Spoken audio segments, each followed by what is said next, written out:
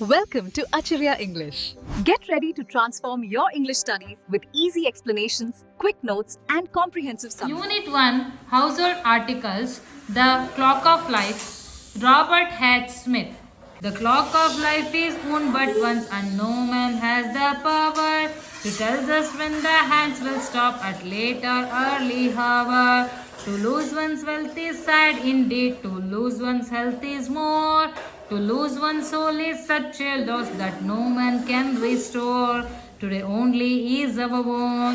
So leave love and toil with a will, for the clock may soon be still.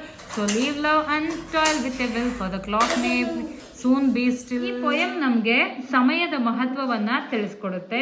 ಜೀವನ ಅನಿಶ್ಚಿತವಾದದ್ದು, ಆದ್ದರಿಂದ ನಾವು ಪ್ರತಿದಿನವೂ ಸಮಯದ ಸದುಪಯೋಗವನ್ನು ಪಡಿಸ್ಕೊಳ್ಬೇಕು.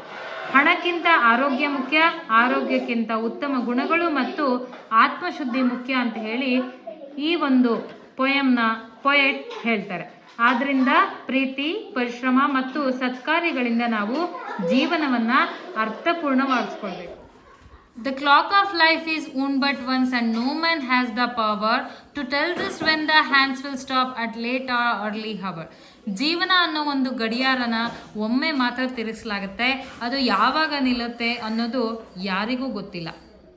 To lose one's wealth is sad indeed, to lose one's health is more, to lose one's soul is such a loss, and no man can restore. ಸಂಪತ್ತನ್ನು ಕಳೆದುಕೊಳ್ಳೋದು ತುಂಬಾ ದುಃಖಕರ ಸಂಗತಿ, ಆರೋಗ್ಯವನ್ನು ಕಳೆದುಕೊಳ್ಳೋದು ಅದಕ್ಕಿಂತಲೂ ದುಃಖಕರ ಸಂಗತಿ. ಆದರೆ ಆತ್ಮದ ಒಳ್ಳೆತನವನ್ನು ಅಂದರೆ ನೈತಿಕತೆಯನ್ನು ಕಳೆದುಕೊಳ್ಳೋದು ಅತ್ಯಂತ ದೊಡ್ಡ ನಷ್ಟ ಅಂತಲೇ ಹೇಳ್ಬೋದು. ಅದನ್ನು ಯಾರೂ ಮರಳಿ ತಂದುಕೊಡೋದಕ್ಕೆ ಸಾಧ್ಯ ಇಲ್ಲ. So leave love and toil with A will, for the clock May soon B still. ಇದು ನಮ್ಮ ಕೈಯಲ್ಲಿರುವ ಅಮೂಲ್ಯ ದಿನ. ಆದ್ದರಿಂದ ಎಲ್ಲರನ್ನ ಪ್ರೀತಿಸಿ, ಶ್ರಮಿಸಿ, ಒಳ್ಳೆಯ ಜೀವನವನ್ನು ನಡೆಸಿ.